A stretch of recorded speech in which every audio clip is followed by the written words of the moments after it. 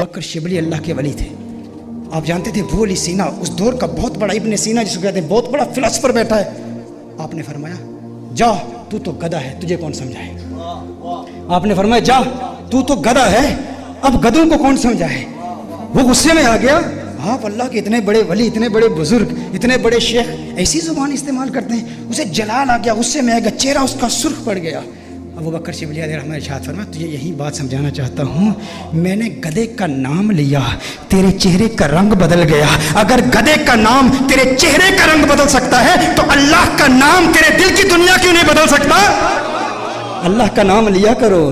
یہ درود و سلام یہ اللہ کا نام یہ دل پر ایسے اثرات مرتب کرتا ہے. عوف بن مالک رضی اللہ تعالیٰ عنہ صحابی رسول حضور اکرم صلی اللہ علیہ وسلم کی بارگاہ میں حاضر ہوتے ہیں. عرض کرتے ہیں یا رسول اللہ صلی اللہ علیہ وسلم زندگی فاقوں میں گزر رہی ہے میرے بیٹے کو مشرکوں نے قید کر لیا ہے. حضور نے ارشاد فرمایا اللہ سے ڈرو صبر کرو اور لا حول ولا قوت الا باللہ العلی العظیم کثرت سے پڑھو. عوف بن مالک فرماتے ہیں میں اپنے گھر میں گیا اللہ کے خوف سے کثرت سے میں لا حول ولا قوت الا باللہ العلی العظیم پڑھنے لگا.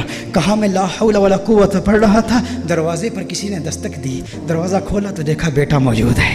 یہ لا حول ولا قوت کی یہ برکت ہے. بیٹا موجود ہے اور فقط بیٹا ہی نہیں 700 اونٹ بھی ہیں. کہا کیا ہوا. کہا انہوں نے مجھے قید کیا ہوا تھا وہاں قید و بند کی صحبتیں جھیل رہا تھا. ایک موقع ملا راستے ہموار ہوئے میں وہاں سے نکلا ان کے 100 اونٹ بھی تھے 100 اونٹ بھی ساتھ لے کے آیا ہوں. حضور کی بارگاہ میں کہا تھا بیٹا قید ہے. حضور نے فرمایا لا حول ولا قوت کثرت سے پڑھتے رہو دونوں کام ہو جائیں گے. بیٹا بھی مل گیا اور 100 اونٹ بھی مل گئے لیکن اللہ کے خوف کے ساتھ. اسی طرح میں نے کہا استغفار کثرت سے پڑھیں درود و سلام بھی پڑھیں استغفار بھی کثرت سے پڑھیں کہ استغفار آپ کو مستجاب الدعوات بنا دیتا ہے. مستجاب الدعوات کسے کہتے ہیں جو دعا کرے اللہ دعا قبول کرتا ہے.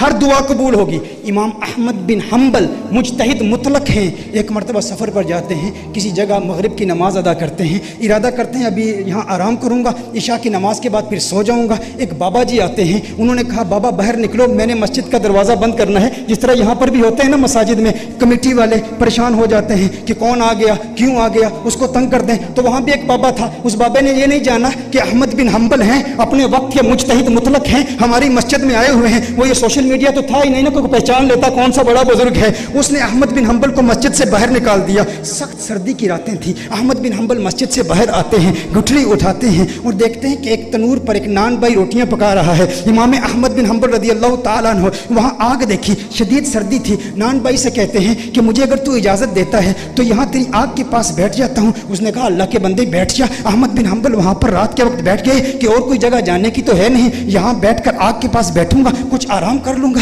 لیکن دیکھا کہ وہ جو نوجوان نان بھائی تھا نا تنور پر روٹیاں پکا رہا تھا وہ ہر وقت استغفر اللہ پڑھتا. تنور سے روٹی نکالتا استغفر اللہ روٹی پکاتا استغفر اللہ تنور میں روٹی ڈالتا استغفر اللہ. امام احمد بن حنبل اسے دیکھ رہے ہیں اور بڑی محبت بڑی نگاہوں سے دیکھ رہے ہیں مسکرا رہے ہیں. کہا بابا جی مسکرا کیوں رہے ہو. کہا تیری یہ استغفار پڑھنے کی ادا بہت پسند آئی. کہا میں استغفار اس لیے پڑھتا ہوں کہ اس استغفار نے مجھے مستجاب الدعوات بنا دیا ہے. جو دعا کرتا ہوں اللہ قبول کرتا ہے. میری دعا کوئی اللہ کی بارگاہ سے رد نہیں ہوتی. کہا یہ تو بہت بڑی ولایت کا دعویٰ ہے نوجوان ہے نان بھائی تو ولایت کا دعویٰ کر رہا ہے کہ تیری ہر دعا اللہ کی بارگاہ میں قبول ہوتی ہے کوئی دعا رد نہیں ہوتی. کہا کوئی دعا رد نہیں ہوتی. کہا آج استغفار کیوں پڑھ رہا ہے. کہا بابا جی کیا بتاؤں آج میری یہاں ڈیوٹی لگی ہے میں نے سنا ایک مجتہد مطلق ہمارے علاقے میں آیا ہوا ہے بہت بڑا بزرگ ہے.